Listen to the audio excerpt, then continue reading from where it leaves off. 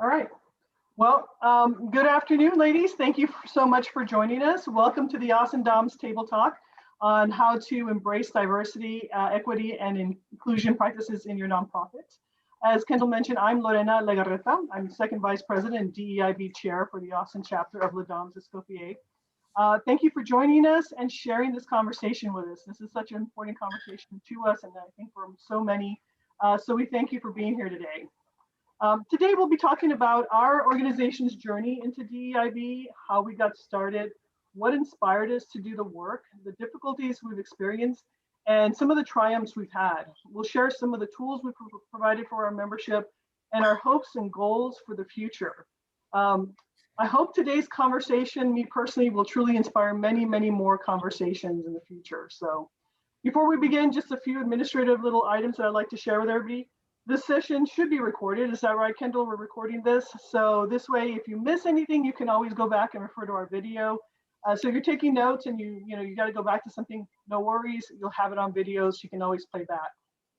The other thing is that we would like to go ahead and welcome you or invite you to please write or text all of your chat, your questions into the chat area, please. This way, if we can get to them at the end of the presentation, we'll try to answer all the questions we can. So please make sure you use the chat area for the questions. And lastly, I'd like to note that although we've done a lot of work in the DEI space, we're not DEIB professionals, and we're simply sharing our perspectives with you all today from the lenses through which we have experienced this journey. So it's a lot of fun, it's a lot of work, sometimes it's tough, but we have a lot to share. So without further ado, I will go ahead and get started with our panelists. And Kendall, I'll kick it off to you so you can go ahead and start introductions. Sure. So I'm Kendall Antonelli. You'll get to hear more from me in just a minute. My pronouns are she, her. I'm coming to you from Austin, Texas, originally Tonkawa and Comanche land.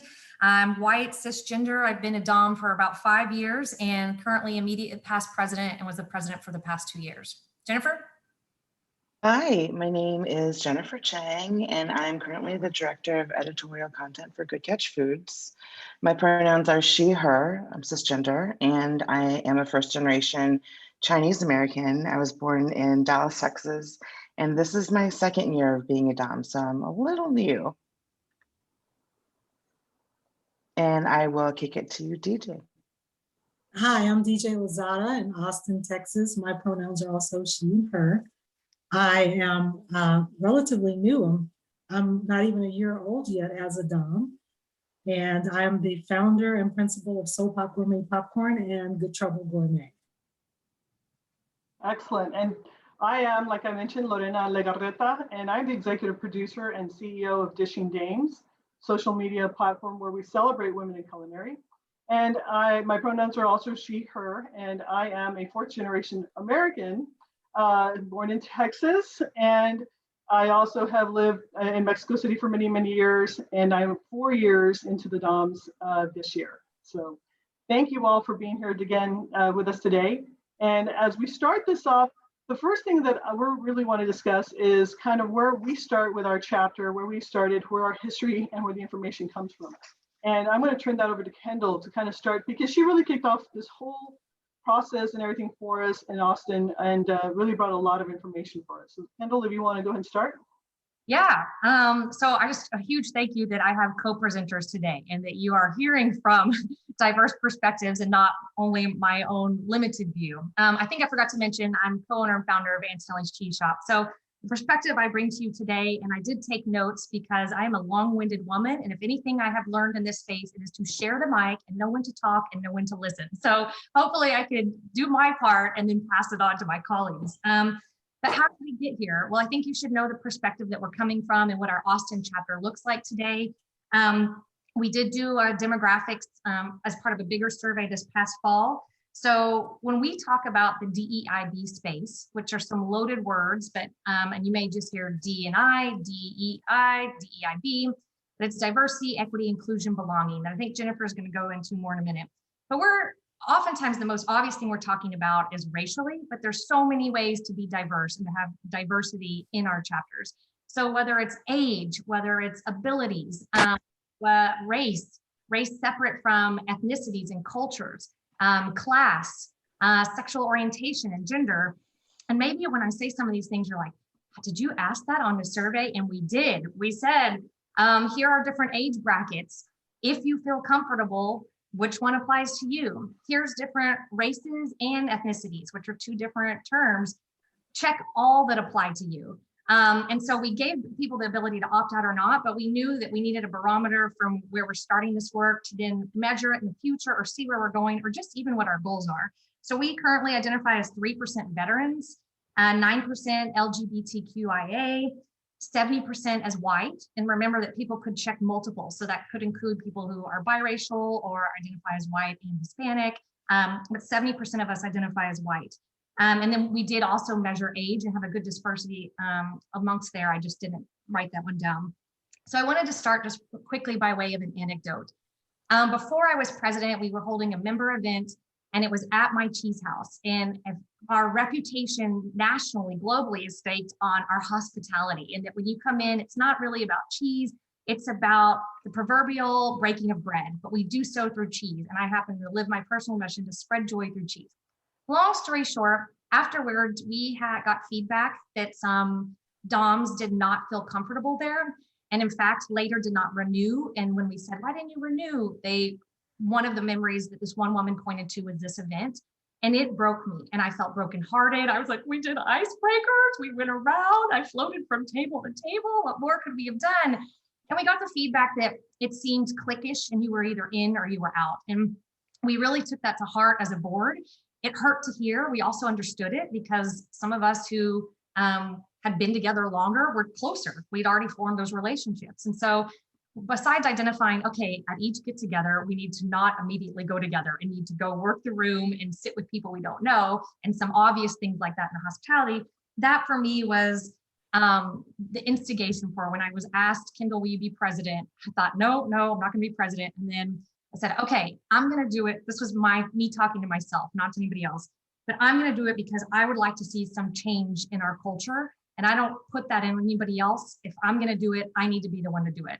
I'm oftentimes the ideal woman of, hey, what if we do this, the we, and then you're passing the work to somebody else. And I didn't want to do that. It's, hey, what if we do this? And we means me. So I'm proud to say that we went from a board of 3 hardworking women who worked their tushies off for multiple years. We all know that volunteerism is a hard thing in our chapters, to 12. And we're now in our 3rd year of 12 women on that board. But it was a majority of all white women. And when I did ask women to run, I did so intentionally trying to get some diversity there, but I didn't have a single friend or colleague of color say yes. And I think what that goes to, and we'll speak a little bit later, is that they, I think, needed to see that we were doing the work and that we weren't just touching them as tokenism to say, you be our one perspective. And so many of you might have predominantly white organizations, and that's okay. That's great. That's where you start. And we as white women have to start the work, and we have to educate ourselves. So we were all white that first year. We got more diversity racially in our 2nd year, actually in multiple ways in our 2nd year. And now our current president, Stacey, is on, and we are still working on it. We are still on a journey and have a long way to go. But we're going to talk through some of that process to you today. I think as I turn it over to Lorena to talk about what we've done so far, I guess I just wanted to say that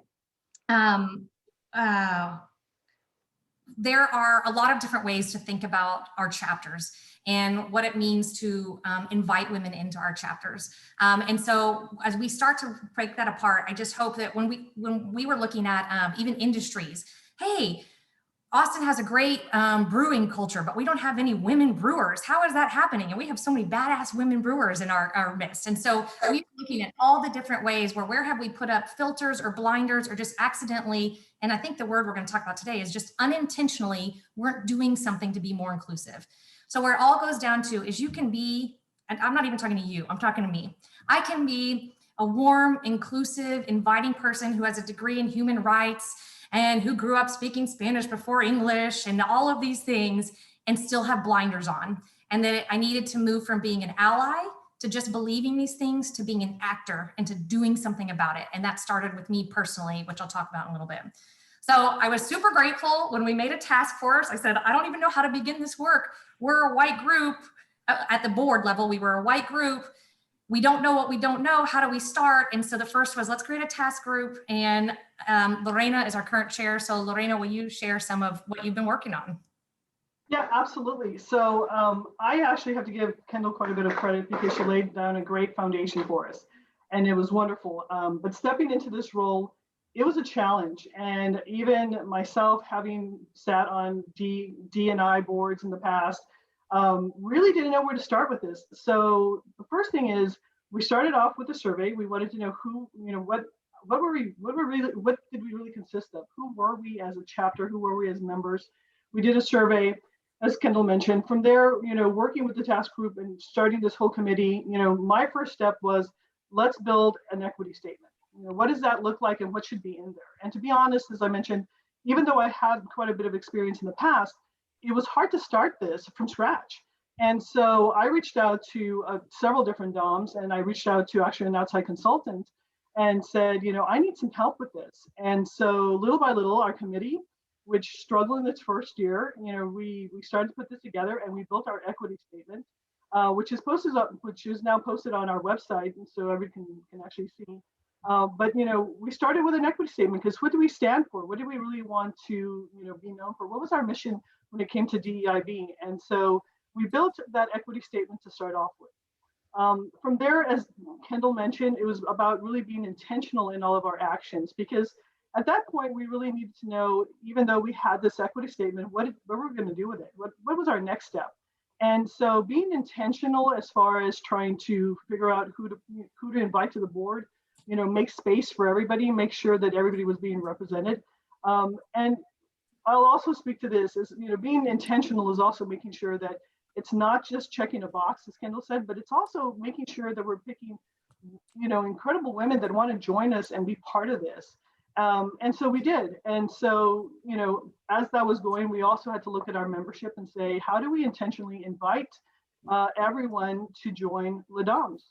And so we really encourage our membership to seek out their friends, other people, outside of their comfort zone, reach out to exceptional women out in the community.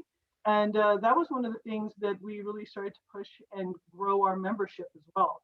And I'm looking forward to, because we're still doing a lot of work, but I am looking forward to our next survey for our spring meeting so that we can see where we stand in our membership now, because we've grown that membership. So we've done that. The other thing is we also looked at our grants and how we were actually framing our grants. And we really actually needed to revisit that. And again, with actual intention, make sure that the board that was actually working on the grants committee was actually going to be something of a diverse committee as well. We wanted to make sure that everybody was being represented on that scholarship committee because they were the ones making these choices. And so as we started to do that, we wanted to be intentional about who was on our grant and scholarship committee. We also were very, very surprised, and this is something that I love that we started to do, is that sometimes when people are writing grants and submitting grants, it's often that people have grant writers, they have an education, they've really done a lot of work, they're probably very great, they're incredible writers. And sometimes the people who really need these grants don't have those resources. So the reality is that when we were looking at our grants, we said, okay, let's look at what the true need is here, and let's step away from all that proper grammar, let's say, for instance. Let's really look and see, what's the need? Who's applying? What is this really going to be? And how can we actually help? And how do our resources help our community? And again, going back, because those are boundaries and barriers, so we actually have to go ahead and drop down so that this way, people who are really in need of this, and sometimes it is the people that are in those diverse community places, is that they really cannot afford the grant writers, and they probably don't. This is probably the very first time they've ever written a grant. So these are things that we take our blinders off and be able to say, this is where we open those doors and open those resources. Second to that, we also started to build a educational training for our members, an introduction to DEIB, having an understanding of what that means. What does that look like? A lot of our members didn't understand. We talk about white privilege. A lot of times people don't understand what that means or what that really is. We hear these words, these hot topics. on the news, and a lot of times members just didn't understand what they really meant. And so we started with some simple education on DEIB, just the basics. You know, what does this mean? What does that look like? We also started to build relationships also in the community. We've hosted several different Chamber of women of color as our speakers. We've actually partnered with the Junior League of Austin. We also partnered with a nonprofit called the Equity Chair for Training. We've worked also with the Greater Austin Black Chamber of Commerce. We're looking forward to seeing other Chamber of Commerce members join us to really build those relationships and get to know and open our networks. So it has been one of those, again, a trying start, but we've made some leeway, and I'm excited to see what happens next. So that's kind of where our actions have started and where we're going. And I pass this over to DJ to talk a little bit more about, how we're doing things. Thank you, Lorena. As my fellow Doms have already said, this is really just about having a conversation, just starting the conversation. A lot of this is all about intentionality. And if you have the intention that you want to be more inclusive and you want to know more, then this is just some of our ideas and a little bit of insight into our journey to help you hopefully get some ideas about how you might tailor that for your specific needs and then begin that process and that work for yourselves. So instead of repeating any more of what's already been said so eloquently, I would like to ask Jennifer to speak specifically about what her experience is like. I know you had mentioned that being involved in this work is helping you find your voice. And I thought that would be a story worth sharing for the group.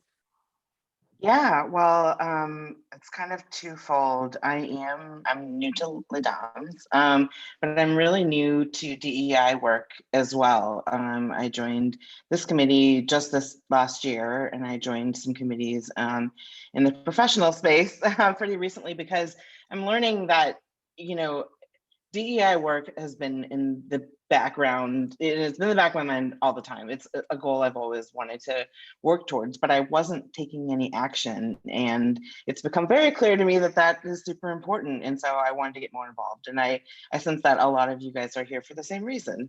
And so for me, because I'm a word nerd, that's just what, I'm a writer by trade. And to get more comfortable, I just started looking up definitions because I was like, oh, I don't want to use the wrong words. I want to make sure I'm using them correctly and I don't unintentionally offend anybody. So I started making a list for myself and I pulled them from other organizations that had done DEI work because like I said, I'm a newbie. So I started looking at some universities and some of the lists that they've made. So just because this is a DEI talk, I thought, well, let's talk about what diversity, equity, and inclusion means. So a diverse community is one where a variety of social and cultural characteristics, ideas, perspectives, and values can exist. Equity is the fair treatment, access, opportunity, and advancement for all people while recognizing that each person has different circumstances. Key is the last part.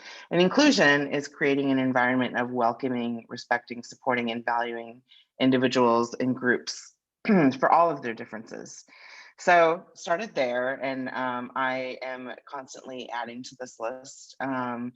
And just to share a little bit more about my personal journey, this past year in particular, I have not been vocal in the past. Being a part of this panel is part of my journey. It's not been a comfortable space for me, but I'm realizing how important it is for me to share my experiences of my community, my Asian American cousins, my family, because we haven't had a history of that in the past. And so it's really important. I'm listening as well, but I am also learning how to share my voice.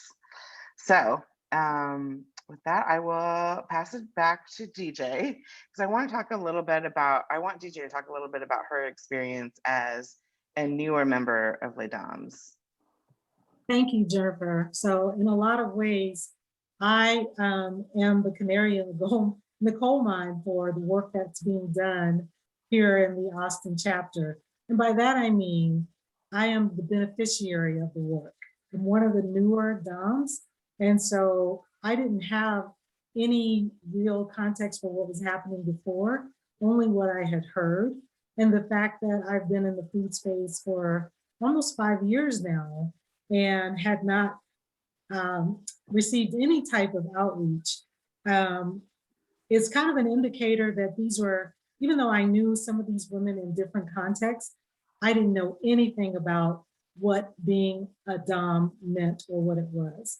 And so even the name, if you're not a part of the community, can be a little off-putting. Here's some highfalutin French word, no disrespect intended. I just mean that for effect. And I don't have anyone to explain to me what that is. And so when you put intentionality into action, as the Austin chapter has done, I think that it has allowed me to become a member in this space and to have a voice. And so some of the things that I know that they've done well, one of the worst feelings in the world is feeling like you're being invited to something so that someone can check a box. Okay, in 2021, we should be well beyond that, but we're not. In too many spaces, I'm still the first or the only. And, we're not going to change the world with one snap of our fingers, but when we start the work, then we start the journey. And it really is a journey. It's not, you're never going to reach the destination per se, but you will hopefully take the trip and enjoy the scenery, if you will, to use a metaphor there. So I like that in this chapter, I've always felt like I've had a voice. When I offer an opinion, it's not shut down either intentionally or unintentionally. I feel like there are people who are actively listening to my concerns if I express one, and they seek out my opinion on different topics. And if I don't know it, I just say, I don't know, but I still appreciate that someone is thinking about me. And so it's all of the small things. And I always have an expression that we all need to be the change that we want to see in the world. And I think that the work is led by our fearless leader and also by our chair is really demonstrating that. So, there's always the strategic value that they bring, writing it down, not just talking about it, but making those documents available so that other people can see and have some feedback if they so desire. All of these things is just about empathy, being empathetic, and at least being open to the idea that not everyone will share the same opinion. And so again, from my perspective as a newcomer in many ways, in more ways than one, to the LADAMS organization and the structure, I really applaud the work that's being done here in Austin. And I know that we're just getting started and we have much more work to do, but we are well underway. So with that, I know that we've talked about some of the great experiences that we have, but by no means do we want to imply that it has been a smooth journey without a few bumps along the way. And so I would like to invite my fellow co-hosts to speak a little bit about some of those experiences and how they were managed. Kimberly, I'll turn it back over to you. Yeah, I was just going to say, oh Lordy, we could do a whole one on all the mistakes we've made, or let's just say the mistakes I've made. So I tried to take bullet points again, y'all. So one, just acknowledging we're a predominantly white group. I think one of the main things is just starting to learn to talk about it, and it's uncomfortable. And as a perspective of the white person, especially raised in progressive household, we were taught not to see race, and race didn't matter, and skin doesn't matter. And as I've learned, it does. And that if you don't see skin color and you don't see race, then you're devaluing the human experiences that somebody has lived in all of them. And so but because of that, and we think we're being PC, we don't talk about it. So I just started talking about it on our board. And it was a little awkward at first. I'd sit there and I'd go, all right, ladies, we're a bunch of white ladies looking at each other.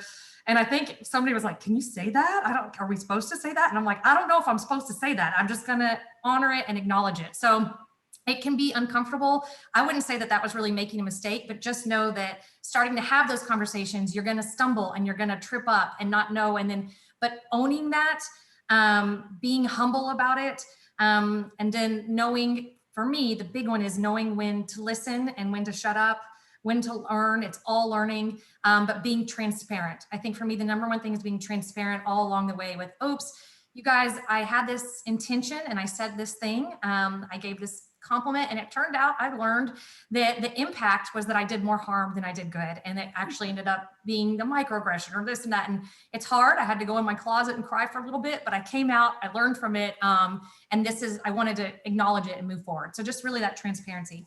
If you're creating an equity group in your chapter, or you're thinking about doing that, or a task force, I started out with the number one problem of not wanting to fall into tokenism. Do I ask a white person to lead this? Do I ask a person of color? I want to be clear that I don't want to put the work on somebody. And so really I was fortunate, I think, due to trust and faith, that Lorena said, yes, I'll do this. And maybe where she's at in her journey. And if somebody had told me no, knowing that's okay, it's not the end of a closed door. But if you don't, so I thought, well, we could set it up as co-chairs. I chair another DEIB committee, and it is a woman of color and it's me. And we thought that that was important to have her perspective, but then also that she wasn't forced to teach all of us white people. And we had a white person leading the charge as well to educate ourselves. So there are different models. It's okay. Give yourself grace, but be honest in those conversations. I think when I called Lorena, I said, hey, we're all white. This is a problem that we have ignored too long and we need to start focusing on. And I just used those words and got it out there so that she knew I wasn't trying to skirt around some sort of issue and the problem that I wanted to tackle. On another board, we are an all white board in the cheese industry, and we're looking for more representation. And I just wanted to say a pitfall that could happen is we created 3 new board positions that were all to be filled by, we either don't fill them or they're filled by people of color. And we have other diversity. So this is specifically where we realize we're lacking and we're not inclusive in this cheese industry. And one team member said, oh, great. And then they can come on and teach us DEIB. And I was like, wait, that we're not asking one person of color to come on so they teach us about equity. We're asking them because we want their lived experiences and all the things that we're not seeing and the blinders that we have on. We want them to bring their whole full self and their skill set, not to come on and say, now you have to wear the DEIB hat. So absolutely not. Just be aware of that. To those of us who look like me and present as white and identify as white, we do the DEIB work, and then we hope that we have people around us that trust us and that we have developed relationships with that can tell us when we get off target or when our intent doesn't match our impact, or impact doesn't match intent. And then before I turn it over to Lorena to say some of our actual sticking points, I just wanted to say that it's important to honor our roots. There is no negative connotation in this. I love LADAM and what we stand for. And we were started by our late founder, Carol Brock, who I think identified as a white woman with a name that comes after a white man, Auguste Escoffier. And so starting with that story and owning that part of our journey, and then saying that we have grown and want to continue to grow and be more than that. And we don't want to be based in just traditional French cooking, that we want all of the gloriousness that is our industry to be represented at the table. So it's okay to have that. And it can be scary that when you're going on this journey, you're going to leave some people behind. And so when we actually started it, it was at a big fall meeting where we honored our roots, all of our founders. We did a video on Carol Brock. And then we said, also, here's our new diversity and equity statement. And here's how we're moving forward and what we see as the future of our Austin chapter. So you can do both, and it doesn't have to be either or. Just knowing that the name can be off-putting. If some people can't even say the name, that might be scary to them if they're not familiar with French. So just this, again, this isn't changing anything. It's just an awareness of how do we break some of these down. So now we call ourselves more the Austin Doms. And then on official paperwork, it says Le Dom d'Escoffier Austin Chapter, but we're the Austin Doms so we can get more people on. And I've also learned not to be like, it's Doms, not dams, that I might quickly, instead of being inclusive and inviting, if I'm schooling somebody in how to say it, that already I just put up an unintentional barrier there. So how do we take down some of those barriers? And I think the last thing for Les Doms is that it's challenging because we're a group of excellent women in our industry and committed to excellence. But who gets to define excellence? It's always been a little sticky to me. It's almost privileged or elitist just in the ability to say, what is excellent? Because I think if you are a woman in the food, wine, and hospitality industry, and you're surviving this pandemic, you're already badass in and of itself. And you deserve all the self high fives and back handshakes until we can hug each other again. So really, what does it mean to be excellent? That just in that wording can be challenging, and it can create imposter syndrome where maybe some women don't ever want to apply because they think, oh, that's not me. And instead, they are absolutely excellent doing community kitchen suppers and in their communities and all of these amazing things. So just thinking through those things, that where have we already set up and established our identity, that maybe we can keep that and incorporate it, but realize that it might have put up some barriers to other women, and break those barriers down. What I know. Yeah, well, I'll have to say, when Kendall reached out to me and asked me to be the chair, I thought, oh no, I can't do this. This is too much work. This is, I don't think I know enough. But I was up for the challenge, and thank you, Kendall, for asking. But for those of you who are considering starting this, I've got to be really honest. It was a challenge. The very first year, this is our second year, and this is my second year as the chair. But it was very challenging the very first year, because as we started the committee, I think we only had myself and 2 other people as members of the committee.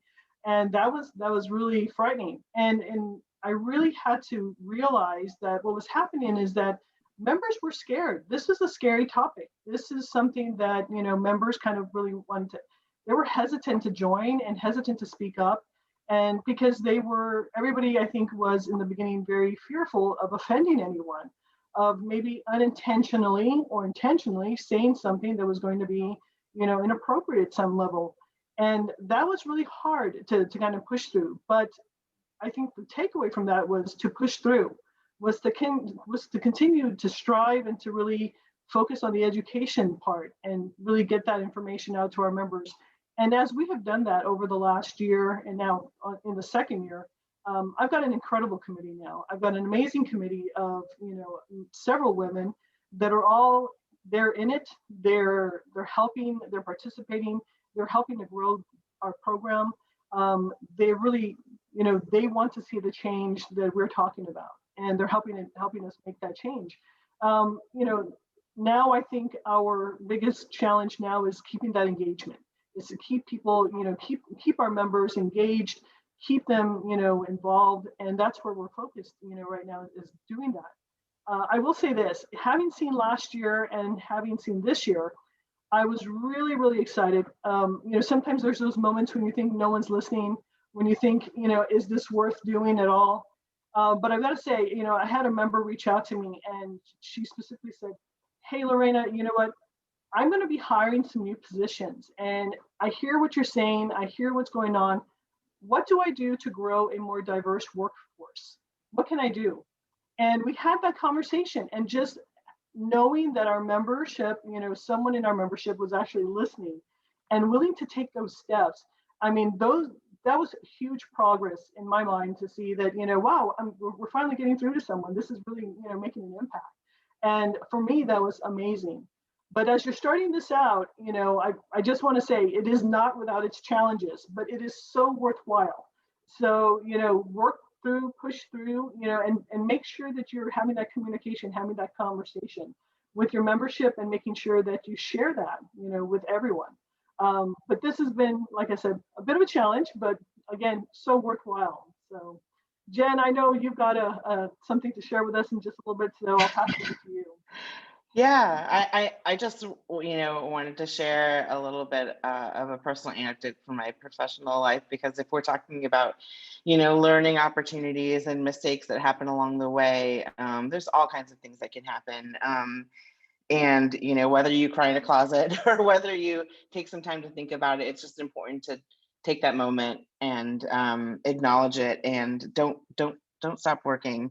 So I'll share. I was a writer for the Whole Foods Market global marketing department for about 10 years. And I remember when I first joined the team, I was really excited. We were going to do, a Chinese New Year program, and I was psyched because I was like, oh, great representation. This is awesome. I've never had this celebrated in any other, job, or I hadn't really seen it celebrated in retail. So I was super psyched. created a whole sign package. It was beautiful for Chinese New Year and sent it out to all our stores. And I was like, oh, awesome, like making my mark, great. Then it went up in stores and we started getting letters from customers that were pretty upset because we called out Chinese New Year and not Lunar New Year. So I just ignored a bunch of cultures and I was super embarrassed. You know, I've been Asian American my whole life, thought I knew what I needed to know about being Asian American and being Chinese American, and I offended a bunch of people.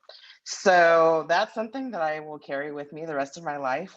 I will say Chinese New Year when I refer to it, like, you know, my family's personal celebration, but we'll refer to it as Lunar New Year, you know, going forward. And so my cheeks are flushing a little bit just thinking about it. But, you know, these things are going to happen, whether it's, you know, something you misspeak publicly, or you know, you put up a sign package that goes out to 400 stores. So I just think it's really important to take those moments, see the humor of them if you can, learn from them and move on, and just don't give up. I think that there's room for growth in all of these learning opportunities. So I just, you know, wanted to encourage that to keep going. So as we talk about moving forward, I wanted to ask DJ and Lorena what your hopes and dreams are for the future in terms of the DEIB committee. Do you want me to start? Go for it.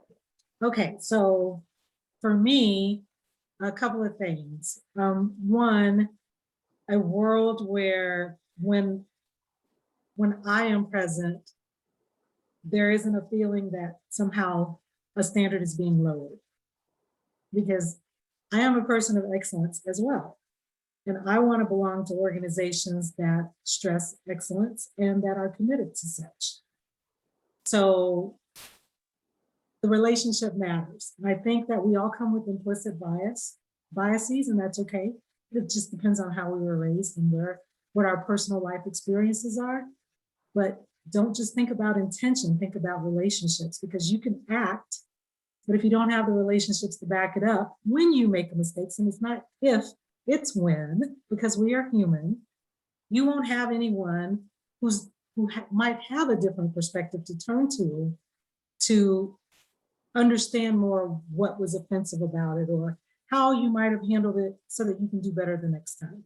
And so intentionality without relationships is only doing half the work. And the way that you grow relationships is you invite people who look like me in. And it might not just be the color of my skin. It could be, you know, living in a world where it no longer is even a thought, it's just done. I mean, once upon a time, we lived in a world where if you had blonde hair, there were certain assumptions made that no one else could enjoy. And now we live in a world where none of that happens, or at least I don't think it happens quite as often. And the same kind of thing can happen in the diversity, equity, and inclusion space. So I would like to live in a world where that is prevalent. And I think that with the work of our chapter, just as we're beginning, we are being the change that we want to see in the world. And if each one of us does the same thing, then it's bound to happen eventually. So Lorena? Absolutely, DJ. Great points. You know, for me and for our chapter, I'd love to see us continue to expand our efforts in educational training. We have so much more to go in educating our membership, ourselves, learning more, and that's really where I would like to see our chapter grow. I'd love to see us grow empathy across our industry. I think that is very much lacking, and that is what we need more of as well. And these are really just the first steps to changing business culture altogether, and we have the power to do that. You know, I talk about education, and it's, you know, this is DEIB is never ending. It's going to always continue. I remember being, you know, with another organization, and it was the chair then of diversity, and then it was diversity inclusion, and then it was DEI, and now it's DEIB. So it's continually growing and it's continually changing, and it's something that we need to continue doing on our own is building that education and teaching ourselves and learning more. And I think that if, you know, we can continue to do that with our membership and for our organization, it opens more doors. It brings more people to the table. We were able to put more chairs at the table that way. And that's really where I'd like to see, and really that's my goal, hopefully, for the rest of this year and for the next chair's term when they come on board next year.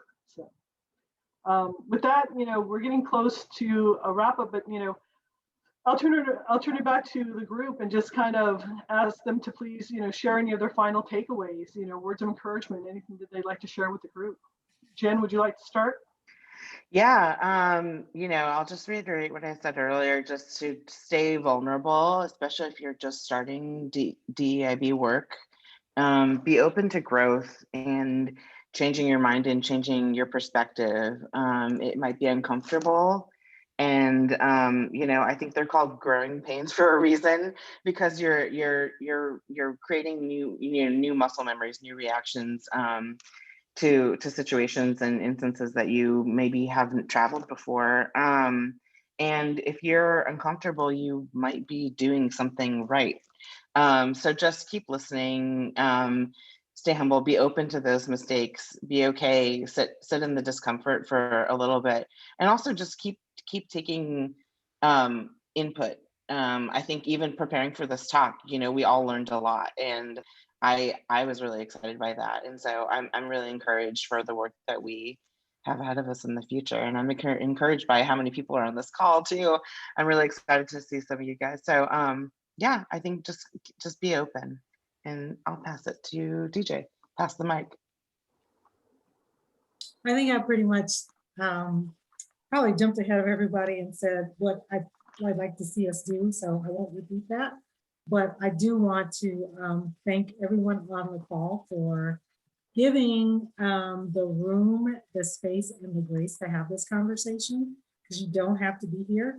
And your commitment to being here, I think, is a testimony of how bright our future can be as an organization. And with that, I'll turn it over to Lorena or Kendall. Which one? Yeah. I'll go. I just see we have some good questions coming in, so we're going to get to those in just a second. For belonging, because it's DEIB, I've heard from, I finally looked it up, Nancy Myers. She's a Black woman in the DEIB space, but diversity is being asked to the dance and inclusion is being asked to dance. And then, so you can have diversity. If we first wanted to go out and seek diversity, we got diversity, which meant we had and racially more people of color. And then we were like, wait, but they're leaving. And why is that? They weren't being promoted. They're not given the same opportunities. They're overlooked.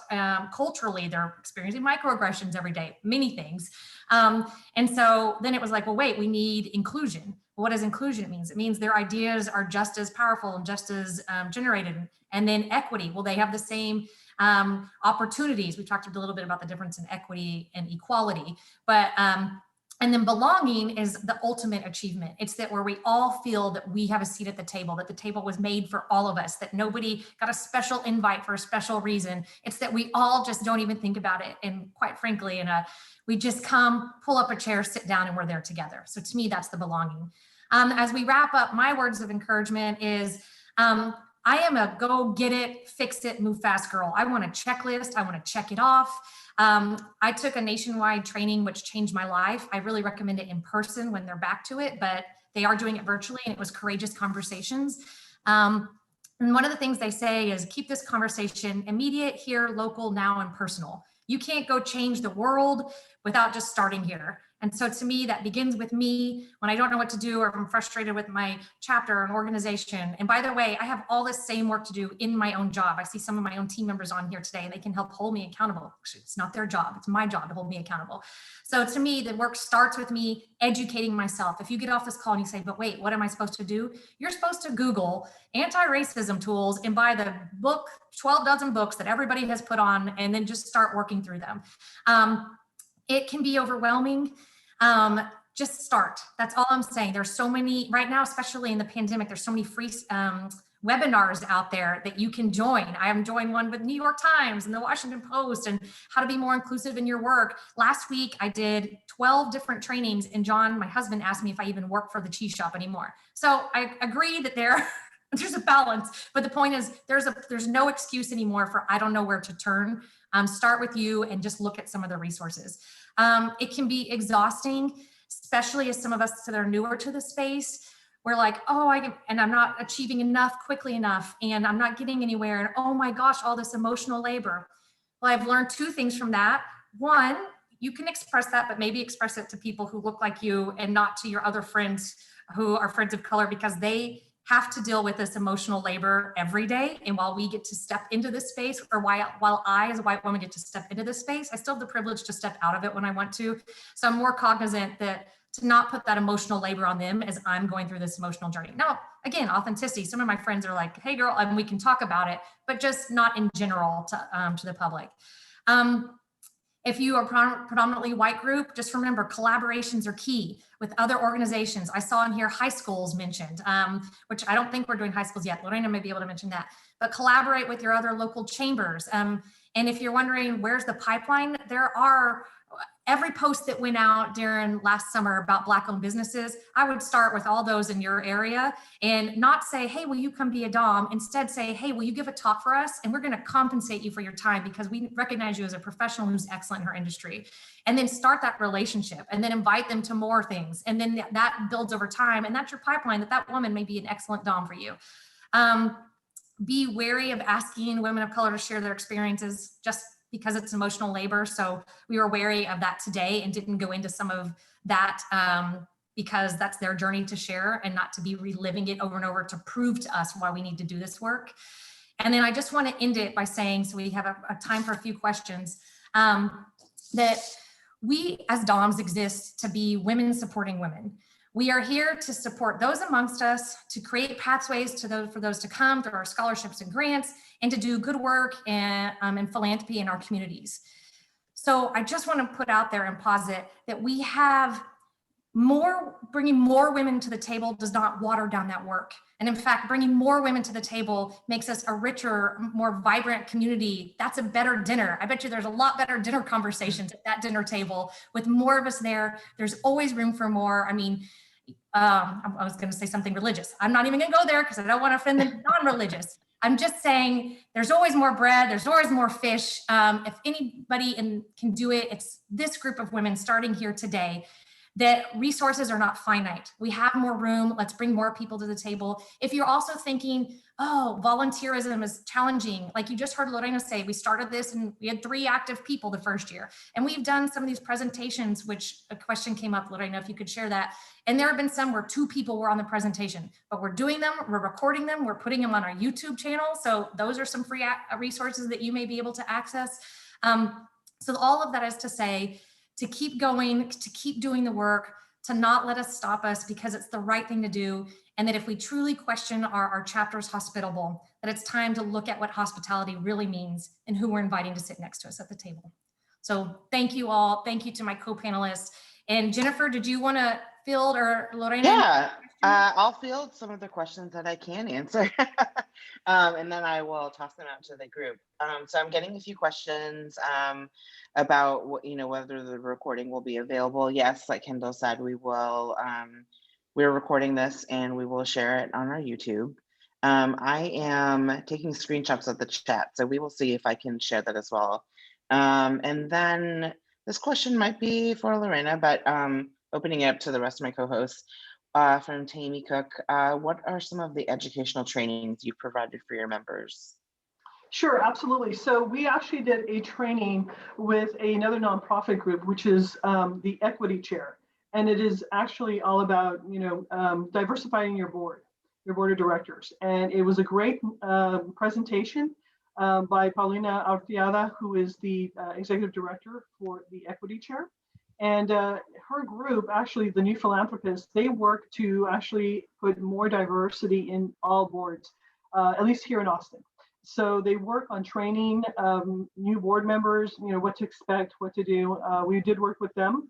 We also partnered with the Junior League of Austin and their diversity and inclusion chair, Zanette Dorsey, and she did a great presentation for us on microaggressions. We've also worked, we also actually have module trainings that we've actually located on LinkedIn Learning, which are free because a lot of them are not. And I'm happy to share that link later if you guys would like. And those are really just basic training, like 101s on diversity, inclusion, equity, and belonging. But it's a great place to start. And a lot of our members, what they like to do is maybe take one at a time, one of those modules, go through them, and then use that even maybe for some of their employees. So that's been very helpful. And that's a free tool to use as well. So those are some of the trainings we've kind of started.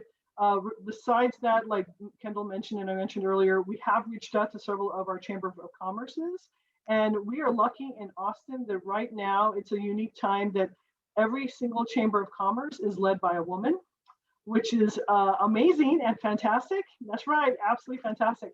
And so we've been inviting them to come speak and join our membership, as far as giving a presentation on what they do, how do we get in front of maybe some of their members?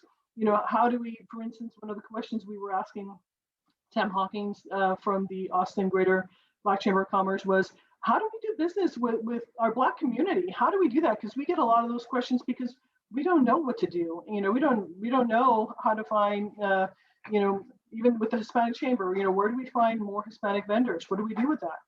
So these were questions, and that's actually a training and learning that we've been doing here recently. So we're looking forward to doing more of those and continuing learning on that end. Hopefully that helped. And I see a note here from Judith to expect news about an education offer coming from Les Dames International. And so look for something in your inbox mid-April. So I just wanted to highlight that. That's a Wait, Jennifer, specifically, in case you skip everything, I think Judith said the back page will say resources for free trainings that LDEI is offering. Is that correct, Judith? Yay. Awesome. Great. Also, Jennifer, before we move on, just to note, the other thing we did was we did earmark some of our budget for training and education so that we can actually pay for these presenters. Because as Kendall mentioned, the last thing you want to do is invite someone for free. Come, can you speak to us for free? And given our budget is tight, and I do let a lot of our presenters know we have a tight budget, but we do have something that we can go ahead and offer. And a lot of them are willing to work with us in any capacity to come in and speak or give a course. But we have earmarked but a piece of our budget for that, because that's how committed we are to making sure that we're able to do this. So this is what I would say to other committees is or other chapters is look at the budget. I'm sure there's a little bit of wiggle room for that. The other thing is that Kendall had made a really nice offer as well. Even I think it was a $25 or $50. I don't want to say how much, but it was a gift card to some of our presenters, because sometimes they can use those as well as an in-kind donation for them, in some capacity. So and we are in the hospitality business, ladies. So there are always that kind of opportunities for an in-kind donation if someone can also assist or help in that capacity. So. Yeah, I think when we ask, and some of the other groups I'm in, when we ask presenters, it's like, oh, we have like a 200, a 150 to 200 honorarium. And we say honorarium or stipend, so they recognize it's not worth their value or time. But you could do a collection of gift cards and offer that too. And just know that in the professional space, because I'm also quoting that out for something, these trainings can be up to $7,000 and higher. So there is a whole lot out there, and you'll just, so we're not saying go get a $7,000 speaker tomorrow. Instead, in fact, you and your chapter may not even be ready to absorb that. That one is specifically for a good deep dive workshop. So it's starting with the resources that you have available to you. Are there any other questions, Jennifer? I've got one more. So we have two, maybe quick ones. One great question. What does the B stand for in DEIB? So diversity, equity, inclusion, and belonging. That's the answer to that. And then does the Austin chapter work, excuse me, does the Austin chapter work with local public high schools and colleges to educate on diversity in our industries and encourage future DOMs? So we haven't had a chance yet. We like I mentioned in the beginning, this is actually just our second year in building our committee and building our program, honestly. So I feel that at this point, we're not quite ready yet to do that, in high schools. But I think that that's an incredible outreach, absolutely. And I think that when we get to the point where our program is set and we have a little bit more, I think just a little more traction under us kind of going, I think that we'll be ready to do that. I've got a question for y'all. If you could recommend one resource, just that somebody right now gets off and purchases or downloads, do you each have a resource that you suggest? Oh gosh. Yeah, DJ, you want to go? I see you nodding your head. I've already spoken a lot. You want to? A good book that I would recommend is the book Caste. And the author's last name is Wilkerson. I'm blanking on her first name, but Wilkerson is her last name. And the book is C-A-S-T-E. And it's very insightful for understanding why we move a lot of the ways we move in this society. I'll look it up while you guys say your recommendations and put it in the chat. Lorena? I'll say it. I know that everyone's kind of heard of it and everything, but White Fragility is a great book, actually. It gives you a lot of perspective, just on, what I like to say is actually a white woman's perspective on diversity, and it actually gives me a lot of insight on all of that to better understand. But it's actually a very good book, and if you all would like to pick that up and read that as well, absolutely. Random House also has a list of books on their website, and I can find that link because I think it's in our resources to share. And that highlights several of the anti-racism books that they also have on their list. So that's also a great resource there. And that's for free. You don't have to pay for it.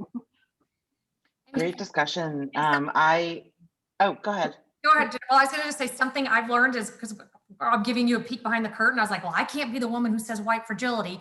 So I love the book too, but as you're going out and recommending it, I have learned to also that white fragility centers a white woman's voice and perspective.